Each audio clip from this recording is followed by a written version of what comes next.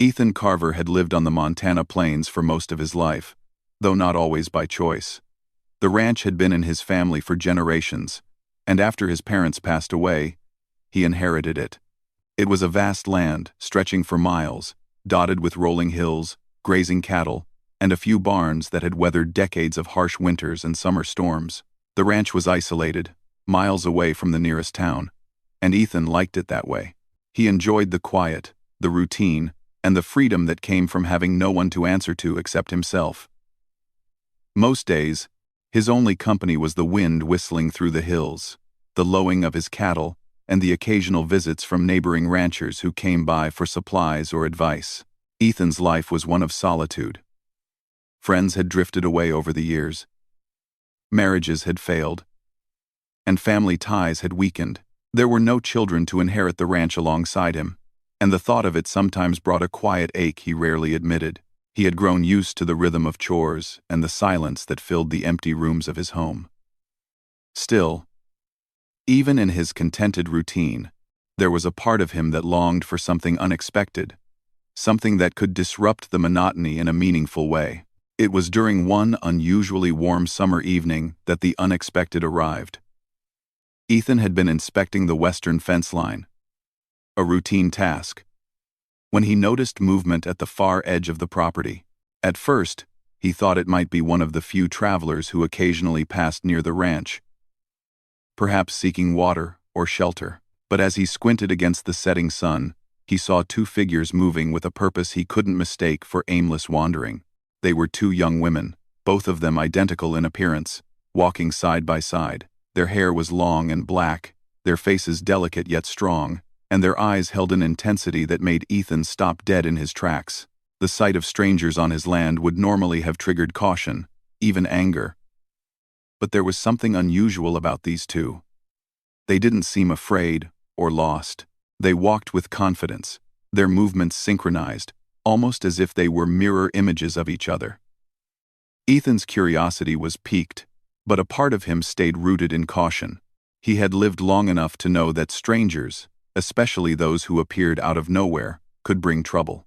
Ethan called out from a distance, his voice roughened by years of outdoor labor. "Hey, who's out there?"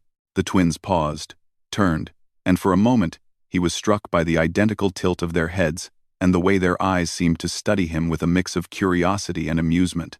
Then they began to walk toward him, and he noticed something else. Their footsteps were light, but purposeful, and they carried themselves as if they belonged somewhere, though clearly not here, on his lonely Montana ranch. When they approached closer, Ethan could hear their voices, soft yet confident. "Hello," one said, her accent noticeable but not heavy. "We are looking for work. We can help with anything." Her twin echoed, finishing the sentence almost in perfect unison. "Anything you need, we can do." There was a rhythm to their speech, a mirrored pattern that made it almost musical. Ethan's instinct was to retreat, to demand answers about who they were and why they were here. But there was no malice in their eyes, only an unusual mixture of assertiveness and vulnerability. Ethan studied them carefully. They appeared to be in their early 20s, slender but strong, and there was a certain poise in the way they carried themselves. Something about their presence was unsettling, yet strangely magnetic. He felt the old, familiar caution rising in his chest. But it was tempered by a spark of curiosity he hadn't felt in years. "Work?" he asked slowly, keeping his tone neutral. "You mean like, on the ranch? This isn't exactly a hotel or a job agency." The twins smiled, not in a way that was flirtatious, but in a way that suggested they understood more than he did.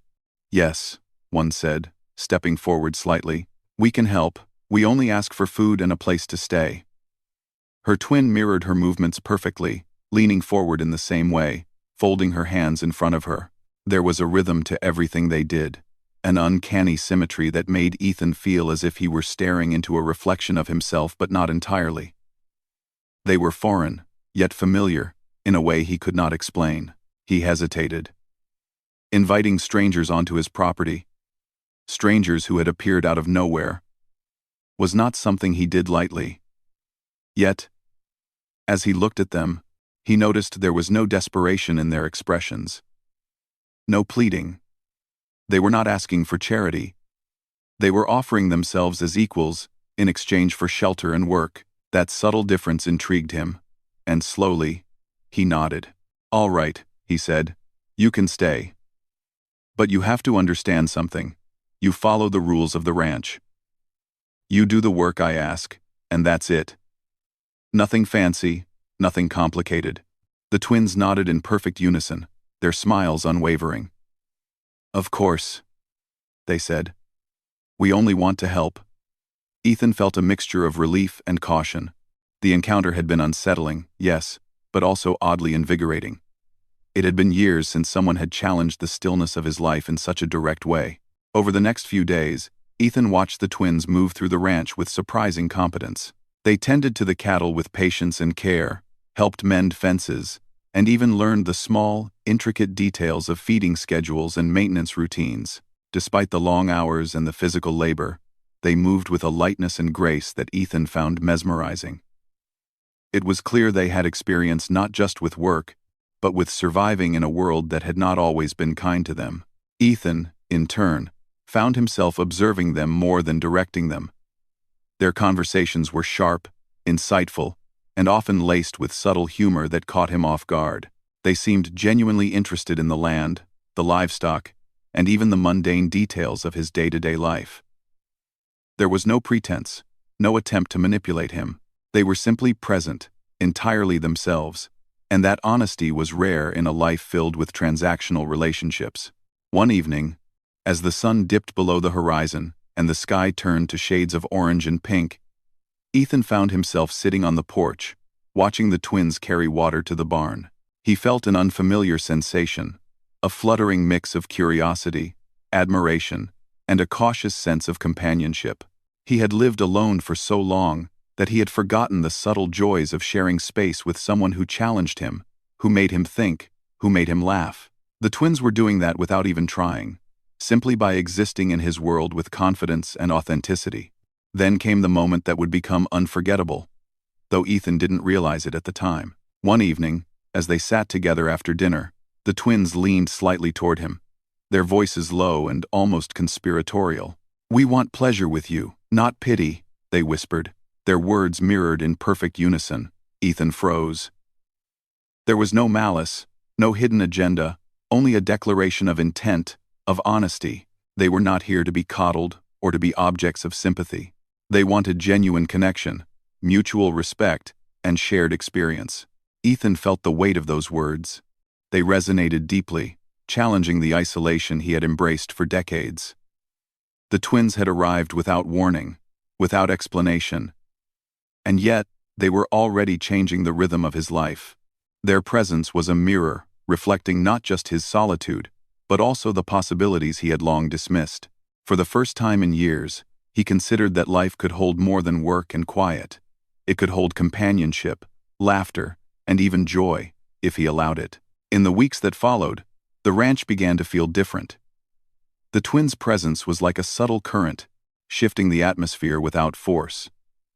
They laughed at small jokes, shared stories of their lives before arriving, and asked questions that made Ethan reflect on his own choices. Their mirrored movements and synchronized speech created an almost hypnotic pattern that made him pay attention. Made him notice details he had ignored for years, the way the sun caught the dust in the barn, the sound of the wind through the pines, the subtle changes in the cattle's behavior. Ethan also noticed something else. The twins were not just observers, but participants. They shared in the chores, endured the long hours under the summer sun, and never complained. There was resilience in their presence, a quiet strength that complemented his own experience. They seemed to understand the ranch in a way that went beyond language. They understood work, patience, and respect for the land. As summer stretched on, Ethan realized that the arrival of these two strangers had introduced a new dimension to his life. There was uncertainty, yes, and moments of discomfort, but there was also vitality, curiosity, and a sense of connection he had long believed impossible. The twins were teaching him something he had forgotten: that life could be shared, that trust could be earned quickly if sincerity was present, and that the simplest gestures, sharing a meal, laughing at a mistake, or whispering a truth could change a life in ways he had never imagined. By the end of the season, Ethan had grown used to their presence, yet he never took it for granted. The twins had arrived unannounced, mysterious and confident, and they had unsettled his carefully structured life. But in doing so, they had also opened the door to experiences he had long avoided, reminding him that even in the vast emptiness of the Montana plains, life could be unpredictable, full of laughter, connection, and unexpected joy. And through it all, the phrase lingered in his mind, echoing in the quiet moments between chores and meals, "We want pleasure with you, not pity." It was more than a statement. It was a promise, a challenge, and a reminder that the world, even when it seemed lonely and unyielding, could offer connection if one was willing to accept it on equal terms. The days that followed the twins' arrival brought a rhythm that Ethan had not expected. The morning light would spill across the hills, waking the ranch with its golden glow, and the twins were always the first to rise. They moved quietly, yet purposefully, preparing simple breakfasts, feeding the chickens, and checking the fences before Ethan even appeared from his small, weathered cabin. Watching them work, he noticed a pattern in their movements, a harmony, almost like a dance, where each action flowed naturally into the next. Their synchronization was remarkable. It made ordinary chores seem lighter, even elegant. Ethan had grown used to solitude, relying only on his instincts and years of hard work to manage the ranch. But with the twins around, even small tasks became collaborative. They asked questions not because they were confused, but because they genuinely wanted to understand. "Why do you feed the cattle this way?" one would ask, tilting her head slightly, her twin echoing the gesture. Ethan explained patiently, showing them the subtle signs of illness or fatigue in the animals, how to check for injuries, and the best way to handle the stubborn cattle. To his surprise, they absorbed every detail quickly, asking thoughtful follow-up questions and demonstrating a natural aptitude for ranch work. In the afternoons, Ethan would often find them exploring the land, walking along the hills and through the pastures, learning the boundaries of his property. They did not ask for permission every step of the way. Instead, they moved with respect, observing the environment and noticing things Ethan himself had overlooked over years of routine. It was almost as if they were attuned to the land in a way that went beyond the physical work of ranching. They were attentive, curious, and perceptive, noticing the subtle shifts in the wind, the distant cries of birds, and the patterns of the clouds above. Ethan found himself watching them more than he worked, fascinated by their energy and their quiet intelligence. Despite their hard work, there was an unmistakable lightness to them. They laughed easily, often at small, simple things, and their laughter carried across the open land in a way that made even Ethan smile. He hadn't realized how much he missed hearing joyful sounds in his life. Their humor was gentle, playful, and sometimes self-deprecating, but never mean-spirited. They teased him occasionally, too, noticing his habits and quirks, and doing so with a mix of affection and wit. Ethan found that he didn't mind being the subject of their jokes. In fact, he secretly enjoyed it. For the first time in years, the isolation he had relied on for comfort seemed less necessary. One evening, after a long day of tending to the fields and checking fences, Ethan sat on the porch, tired but content. The twins joined him, carrying mugs of water and sitting quietly beside him. They didn't speak at first, allowing the silence to settle like a gentle blanket.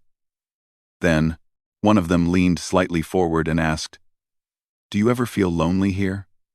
Her voice was soft, curious, not accusatory. Ethan hesitated. He was not used to talking about his feelings, especially not with strangers. Yet their presence had created a space where he felt safe enough to respond honestly. "Yes," he admitted finally. "Sometimes it feels like the land is bigger than I am, and the quiet, it just presses down."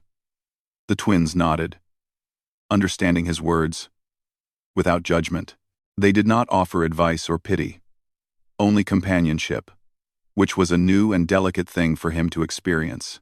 "We understand," one said quietly. "But sometimes, loneliness can teach us things about ourselves we would not learn otherwise." Ethan considered this, surprised by the depth in her observation. Despite their youth, they carried wisdom that seemed far beyond their years. Over time, Ethan began to notice that the twins were not just interested in physical work. They were curious about him, too.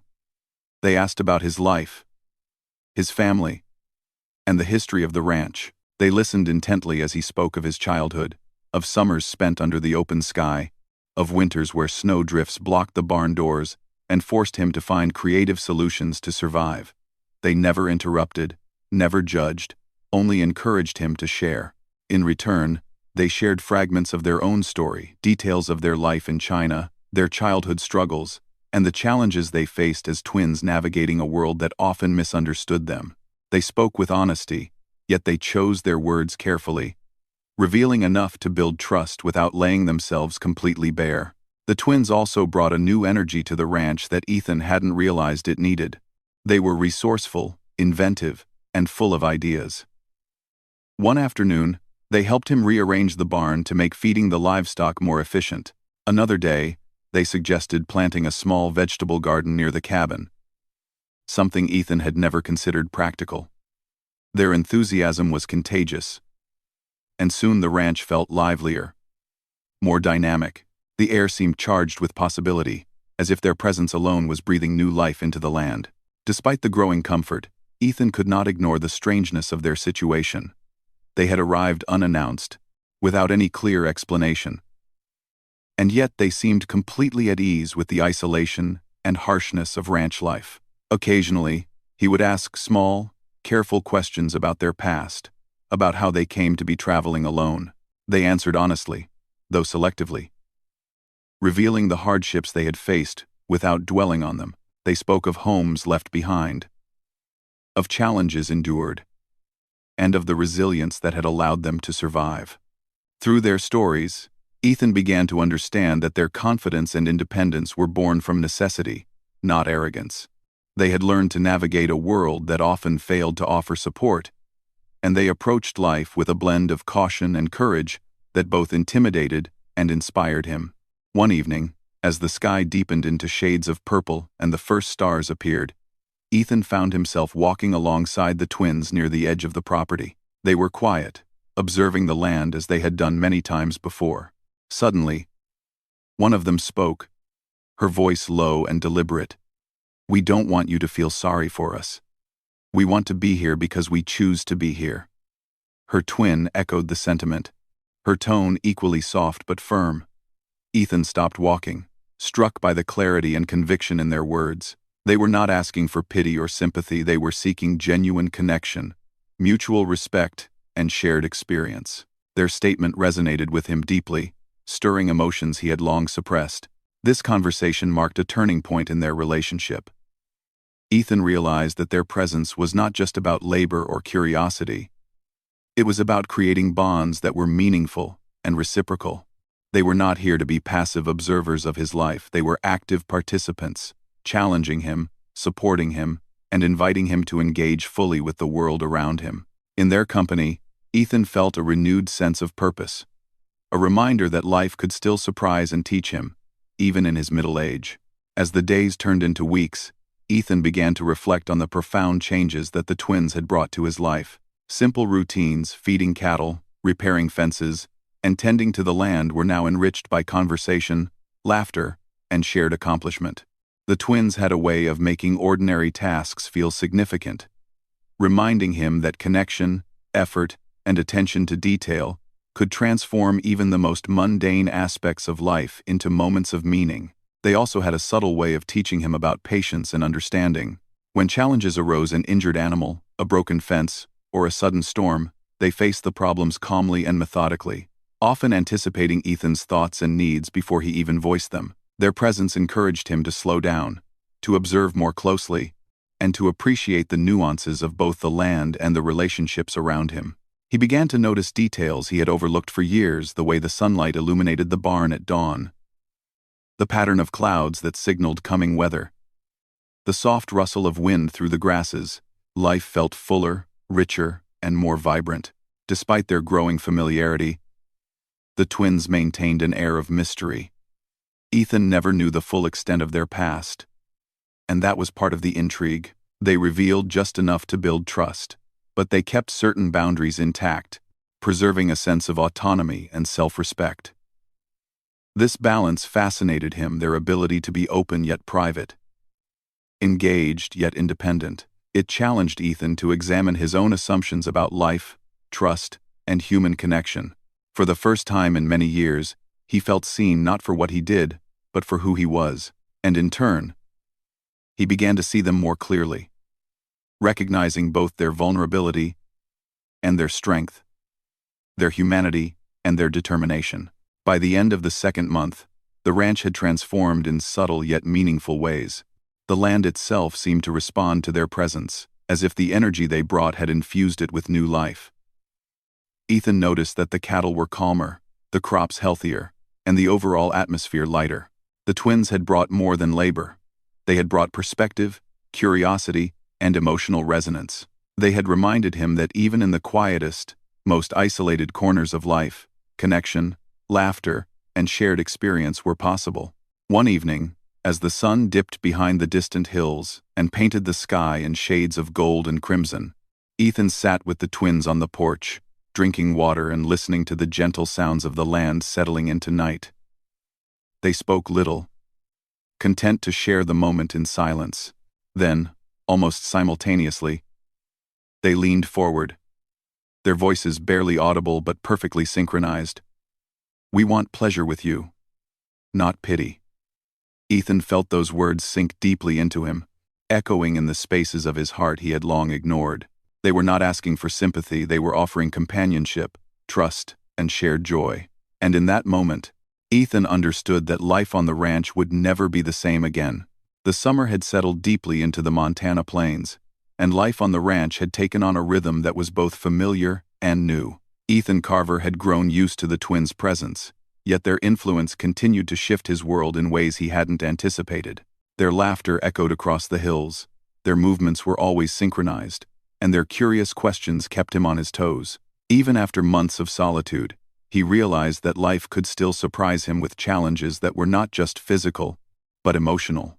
It was during one particularly hot afternoon that the true measure of their connection began to reveal itself. Ethan had been repairing a section of the fence near the north pasture, sweat dripping from his brow, muscles straining against the weight of heavy posts and stubborn nails. The twins were helping, carrying tools, handing him nails, and measuring distances with precision. Their presence made the work lighter, almost enjoyable, because it was shared. For Ethan, the physical labor had always been a solitary test of endurance and skill. Now, with them beside him, it felt like a collaborative dance, a rhythm of mutual effort and understanding. As they worked, the twins began to talk about life beyond the ranch, though always cautiously, as if feeling out the boundaries of trust. They shared stories of their childhood in China, not in great detail, but enough to give Ethan glimpses of the difficulties they had endured. There were moments of poverty, times when they had to rely on each other completely, and experiences that demanded resilience beyond their years. They spoke of moments that had tested their patience and courage, and Ethan listened, struck by the combination of vulnerability and strength in their words. Despite the hardships, they never spoke with bitterness. Their tone was matter-of-fact, resilient, and occasionally tinged with humor. Ethan felt a deep admiration for their fortitude, but he also felt a certain unease. They had been through much, and yet here they were, on his ranch, blending seamlessly into his life. He wondered if he could ever truly understand what they had faced, or if his own experiences, though difficult in their own ways, would always feel small in comparison. Still, he found that listening to them made him reflect on his own life, the mistakes, regrets, and the emotional walls he had built around himself. The twins' presence was gently dismantling those walls, piece by piece. One evening, a storm approached with sudden ferocity, dark clouds rolling over the hills, thunder rumbling in the distance, and the wind whipping the grass into waves. Ethan realized that the northern fence line, the one they had just repaired, was vulnerable.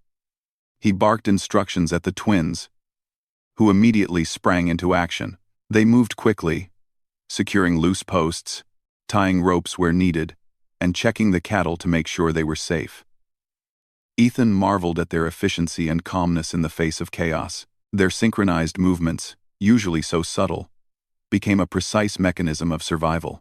Together, they worked under the pounding rain, the twins' laughter and calm voices cutting through the roar of the storm, guiding him through the frantic tasks.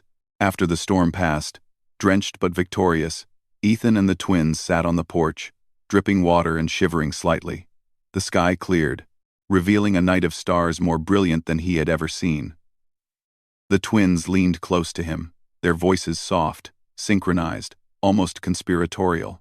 "We want pleasure with you, not pity," they whispered again. This time, the words carried a deeper weight, reinforced by shared experience and trust, forged in the storm. Ethan understood fully now. They were not asking for sympathy. They were inviting him into a bond that required openness, honesty, and mutual respect. In the days following the storm, their relationships deepened further.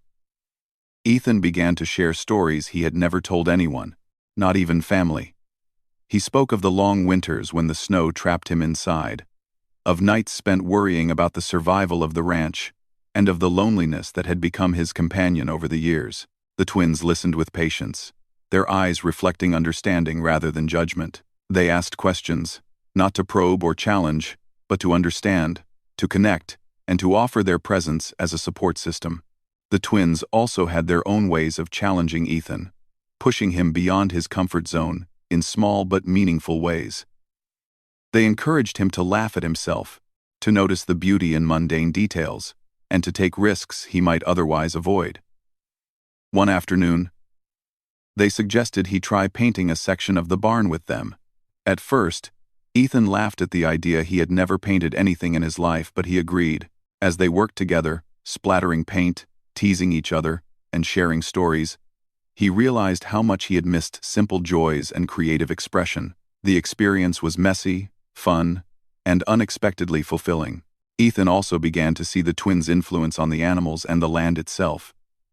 Their attentiveness to the cattle, their care in handling equipment, and their intuitive understanding of the natural rhythms of the ranch seemed to instill a calmer, more harmonious energy throughout the property. Cows that had been stubborn became easier to manage, the chickens more responsive, and the garden they had planted together flourished under their care. The twins' presence was not just emotional, it was tangible, creating a ripple effect that improved the efficiency, energy, and vitality of the ranch. Through all these experiences, Ethan noticed subtle yet profound changes in himself. He was more patient, more observant, and more willing to engage with life fully. The twins had brought an energy that challenged his old patterns, yet they did so gently, never forcing, only inviting. He found himself laughing more freely, thinking more deeply, and feeling emotions he had long suppressed. Their presence illuminated aspects of life he had ignored for decades: joy, connection, trust, and even vulnerability. Despite the closeness that had developed, there were still moments of tension, moments where boundaries were tested. The twins were not content with passive companionship. They demanded engagement, honesty, and reflection. They asked Ethan questions that made him uncomfortable, forcing him to confront regrets and mistakes he had buried. Yet, these moments were always balanced with care and understanding. The twins had a remarkable ability to challenge him without breaking him, to provoke thought without causing pain, and to inspire trust without overstepping. As summer deepened into late July, Ethan realized that the twins were teaching him something he had long forgotten: the importance of emotional courage.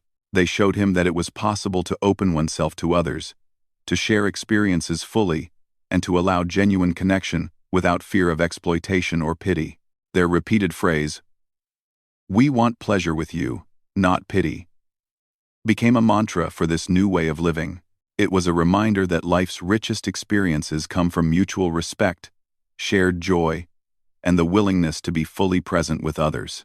One evening, As the sun dipped below the horizon and the ranch was bathed in warm orange light, Ethan found himself sitting with the twins under a large oak tree. They shared a quiet meal, simple bread and cheese, and the air was filled with the sounds of crickets and distant cattle.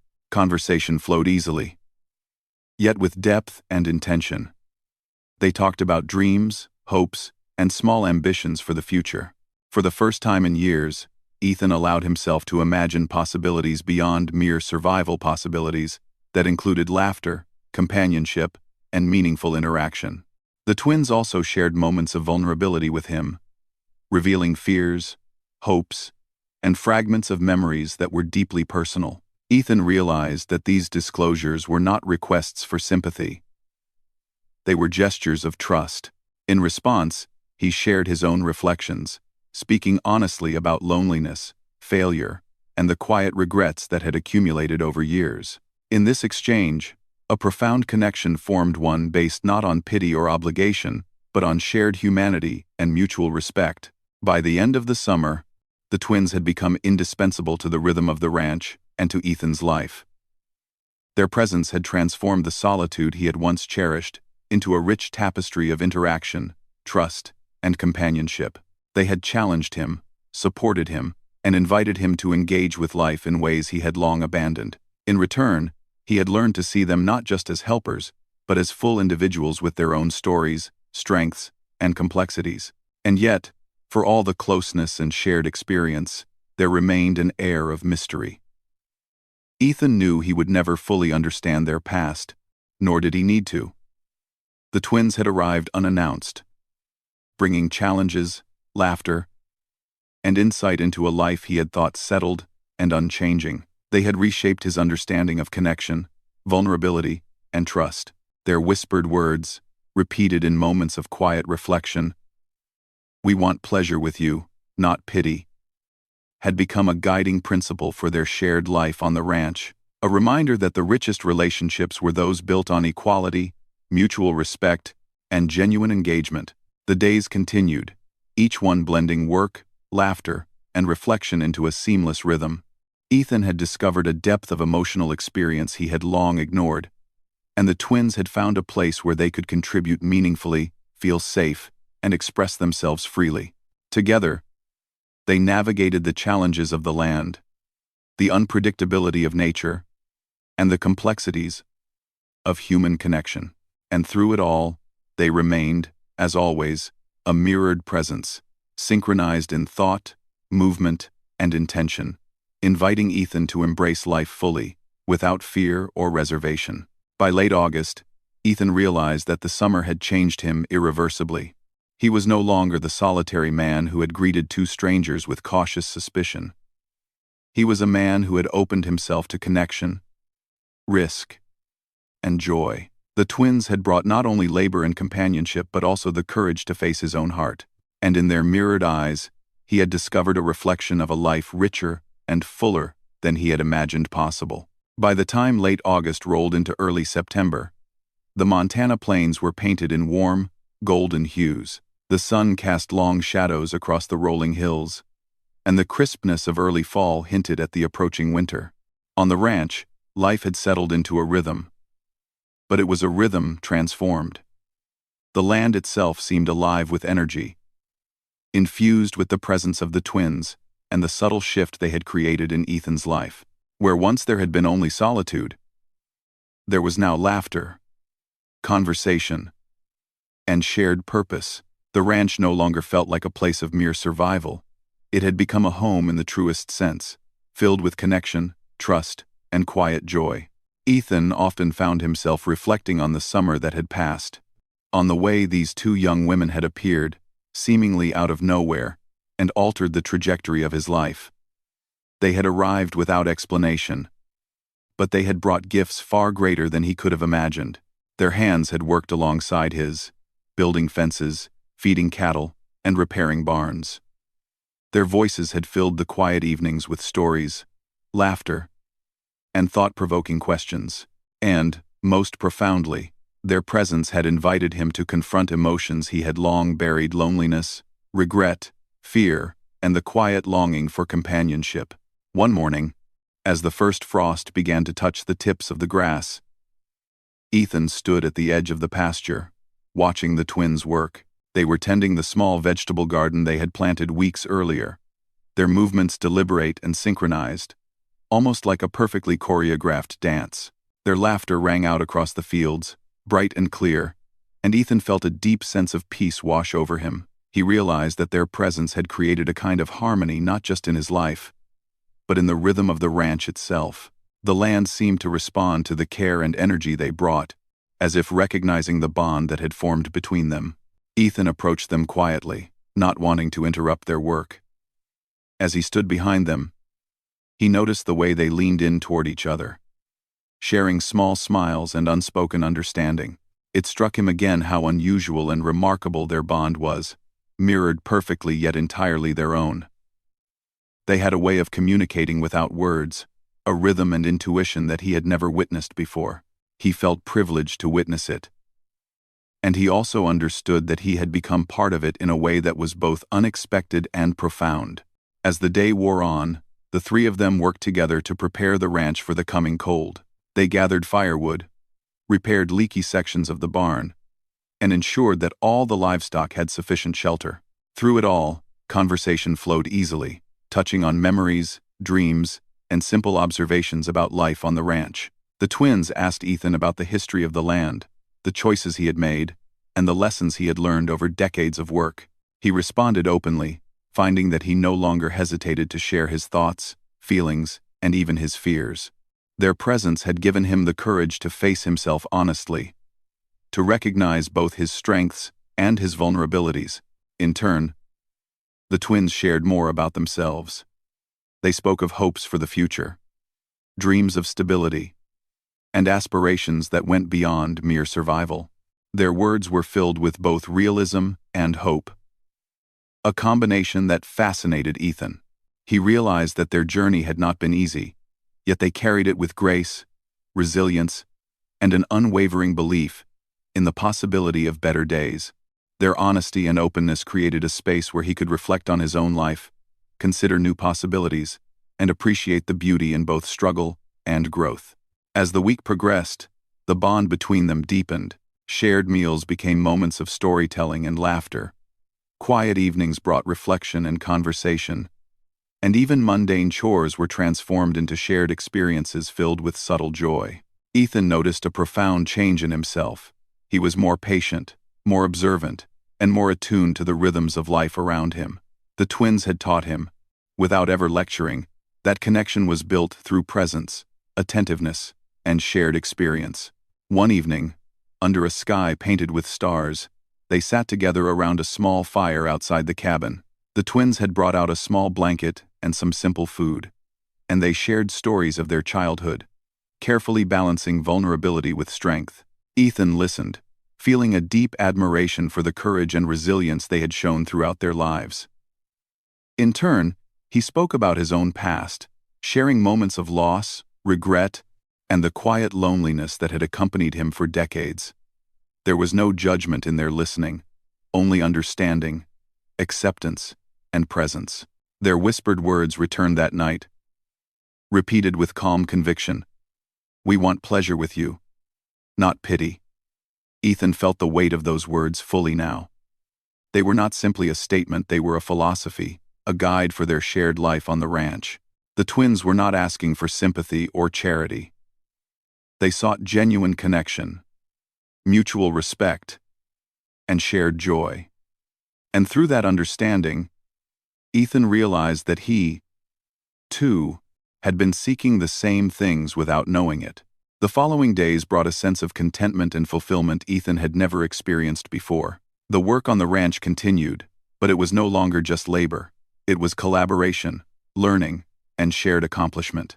The twins' energy had transformed even the most mundane tasks into moments of engagement and joy. Feeding the livestock, repairing fences, and tending to the garden all became opportunities to observe, appreciate, and connect.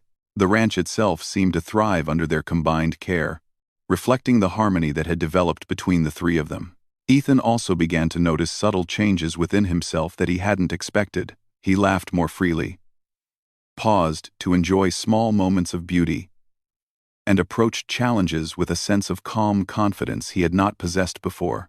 The twins had brought a rhythm into his life that balanced work and reflection, effort and enjoyment, solitude and connection. Their presence had reminded him that life was not solely about survival, but about engagement, trust, and shared experience. One crisp morning, Ethan walked to the edge of the pasture and watched the twins as they moved gracefully among the livestock. Their mirrored gestures precise yet natural. He thought about the long summer they had spent together, the storms weathered, the work accomplished, and the countless moments of laughter and reflection. He realized that their influence extended far beyond the physical realm. They had reshaped his understanding of life itself. He no longer saw the ranch as a place of isolation and hardship, but as a space of possibility, growth, and connection. As autumn settled in fully, the ranch became a place where the three of them could exist in harmony with the land and each other. Each day brought new experiences, new challenges, and new opportunities for learning and reflection. The twins continued to inspire Ethan, pushing him gently toward emotional openness, patience, and mindfulness. Their presence had become indispensable not because they were helpers, but because they had become companions, co-creators of a shared life filled with meaning and trust. Evenings were spent sharing stories, preparing meals together, or simply sitting in quiet reflection. The firelight flickered across their faces as they talked about hopes for the future, dreams that extended beyond the confines of the ranch, and small pleasures found in everyday life. There was a profound sense of equality and respect in these interactions, a recognition that each of them contributed uniquely to the shared experience of life on the ranch. By the end of the season, Ethan had undergone a transformation that he recognized in both subtle and profound ways. He was no longer the solitary man who had met the twins with cautious suspicion. He was someone who had opened himself fully to connection, vulnerability, and shared joy. The twins had brought laughter, companionship, and a sense of possibility into his life, reminding him that even in the most remote and isolated places, human connection could thrive. Their whispered phrase, "We want pleasure with you, not pity," had become more than a statement. It was a guiding principle for their shared life. It reminded them that connection was built on mutual respect, authenticity, and the willingness to embrace life fully. For Ethan, it symbolized the culmination of a journey from isolation to engagement, from loneliness to meaningful companionship, and from survival to a rich and vibrant existence. As the first snow of early winter dusted the hills, Ethan watched the twins moving through the ranch with ease and confidence. The land had been transformed, not only by their hands but by the energy, care, and presence they brought. The ranch, once a place of solitude and routine, was now alive with laughter, purpose, and shared experience. And Ethan, who had long believed that he was destined to live a life of quiet isolation, had discovered the profound power of connection, trust, and mutual joy. In the quiet moments that followed, Ethan reflected on the summer and the changes it had brought. He realized that life was richer, deeper, and more meaningful than he had allowed himself to imagine. The twins had arrived unexpectedly, challenging him, supporting him, and inviting him to embrace a fuller, more authentic existence. Together, they had weathered storms, shared labor, and created a space where each could be fully themselves. And through it all, they had remained true to their principle, seeking pleasure, connection, and shared joy rather than pity or sympathy. As the sun set over the Montana plains, casting a warm glow over the ranch, Ethan and the twins sat together, quietly enjoying the peace and beauty of the land. There were no words needed. Their presence alone was enough. They had found in each other a balance of trust, understanding, and companionship, and the ranch had become a living testament to the possibilities that could emerge when people came together with honesty, respect, and shared purpose. The story of that summer, and of the transformation it had brought to Ethan's life, was not marked by dramatic events or extraordinary adventures.